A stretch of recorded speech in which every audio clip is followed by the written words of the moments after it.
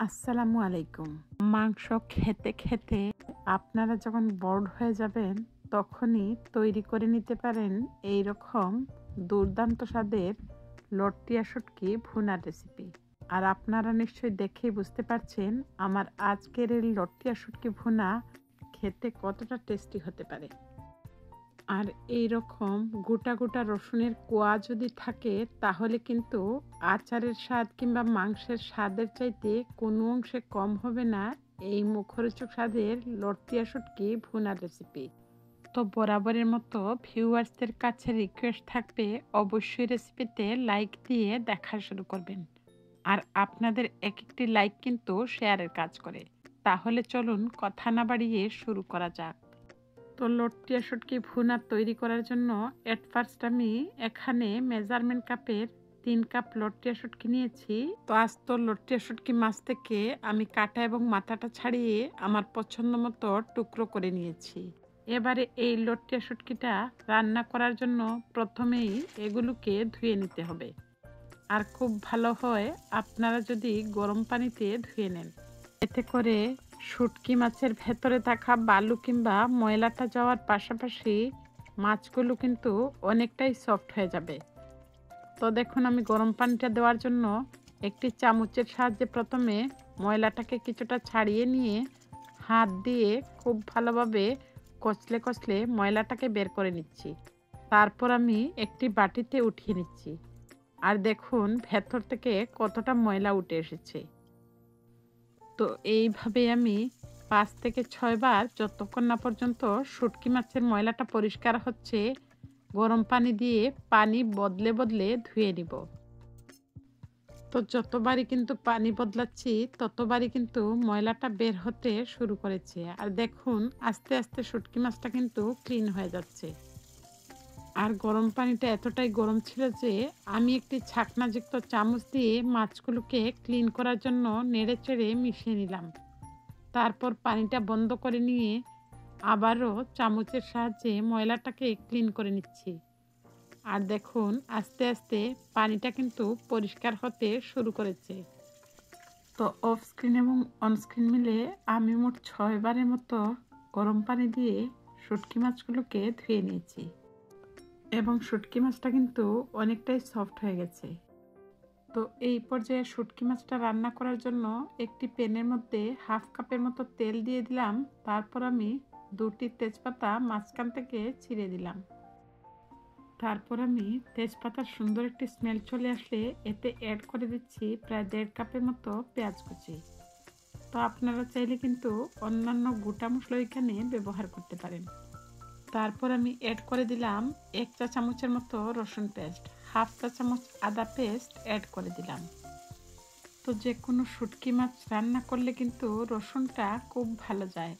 যেহেতু আমি আস্ত গোটা গোটা রসুনের কোয়া ব্যবহার করব সেই জন্য 1 চা চামচ রসুন অ্যাড করে দিয়েছি। এই পর্যায়ে আমি স্বাদ মতো লবণটা দিয়ে আবারও স্প্যাচুলার সাহায্যে খুব ভালোভাবে মিশিয়ে নিলাম। এবারে আমি এতে অ্যাড করে দিচ্ছি মরিচের গুঁড়া 1.5 চা চামচের মতো। আর ঝালটা অবশ্যই আপনাদের টেস্ট অনুযায়ী বাড়িয়ে কিংবা কমিয়ে দিবেন। এতে অ্যাড করে দিচ্ছি ধনিয়া গুঁড়া 1 চা চামচের মতো। এই পর্যায়ে আমি হলুদের গুঁড়া অ্যাড করে দিলাম হাফ চা চামচের চাইতে একটু বেশি।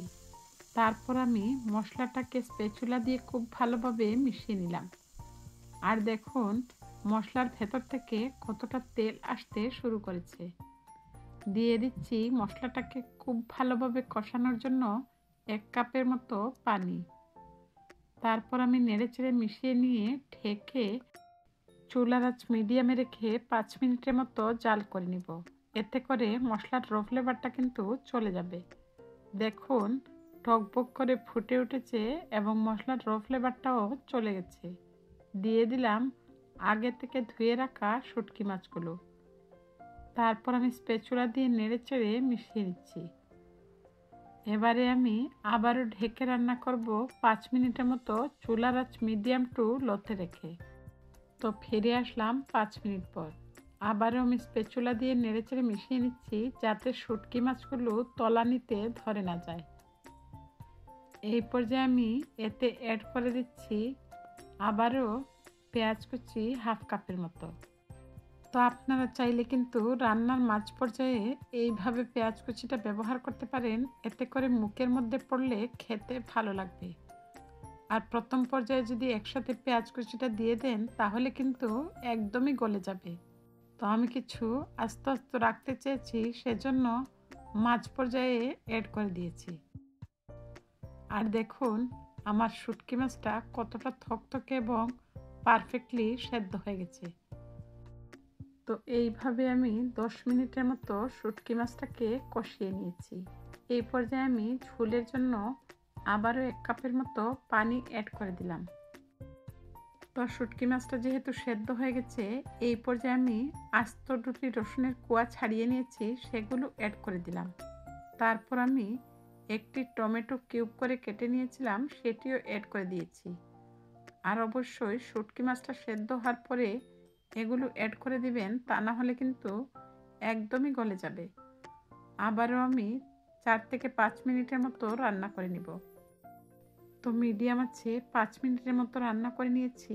এই পর্যায়ে আমি আলতো হাতে স্প্যাচুলা দিয়ে নেড়ে চেড়ে মিশিয়ে নিলাম। তো লো আছে 5 মিনিটের মতো রান্না করে নিয়েছি। এইবারে ঢাকনাটা উঠিয়ে নিয়ে আস্ত কয়টি কাঁচামরিচ অ্যাড করে দিয়েছি। তো আপনারা চাইলে চেরা কাঁচা লঙ্কা এখানে ব্যবহার করতে পারেন। তো এই পর্যায়ে স্বাদ বাড়িয়ে দিতে অ্যাড করে দিয়েছি ভাজা জিরের গুঁড়ো হাফ চা চামচ।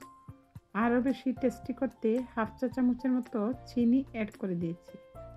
তারপর আমি হালকা হাতে নেড়ে চেড়ে চুলার আঁচটা একদম লোতে করে দমে রেখে দেব 2 মিনিটের মতো। এতে করে কিন্তু তেলটাও সেপারেট হয়ে যাবে আর খেতে তো অবভিয়াসলি ভালো লাগবে। তো অলমোস্ট আমার লটে শুটকি ভুনাটা কিন্তু তৈরি হয়ে গেছে। আর যেহেতু এই শুটকি ভুনাটা এমনিতেই খেতে ভালো লাগে, সেজন্য আমি এখানে ধনেপাতাটা স্কিপ করে গেছি। তো চুলাটা বন্ধ করে দিয়ে 5 মিনিটের মতো স্ট্যান্ডিং টাইমে রেখে দিয়েছিলাম। ফাইনালি আমার লটে শুটকি ভুনাটা কিন্তু তৈরি হয়ে গেছে। এবারে আমি একটি সার্ভিং বলে সার্ভ করে নিচ্ছি। বিলিভ মি, এই শুটকি ভুনার গন্ধে কিন্তু ঘরটা একদম মুখরিত হয়ে গেছে। তো আমার মতো যারা শুটকি লাভার, আশা করছি তাদের কাছে আমার আজকের এই লটে শুটকি ভুনা খুব বেশি ভালো লাগবে। তো বরাবরের মতো ভিউয়ার্সদের কাছে রিকোয়েস্ট থাকবে, যদি রেসিপিটি ভালো লাগে ছেড়ে যাওয়ার আগে অবশ্যই কিন্তু লাইক দিতে ভুলবেন না। আর যদি খুব বেশি ভালো লাগে, ইচ্ছে হলে ফ্রেন্ডস এবং ফ্যামিলির সাথে শেয়ার করে অন্যদেরকে দেখার সুযোগ করে দিতে পারেন। তো দেখা হচ্ছে নেক্সট এপিসোডে। ততক্ষণ পর্যন্ত আপনাদের সবার সুস্থতা এবং মঙ্গল কামনায় আজকের মতো বিদায় নিচ্ছি। সবাই ভালো থাকবেন, সুস্থ থাকবেন। আর আমার এই ছোট্ট চ্যানেলটিকে এগিয়ে নিয়ে যেতে আমার চ্যানেলটির সঙ্গেই থাকবেন। আল্লাহ হাফেজ। আসসালামু আলাইকুম।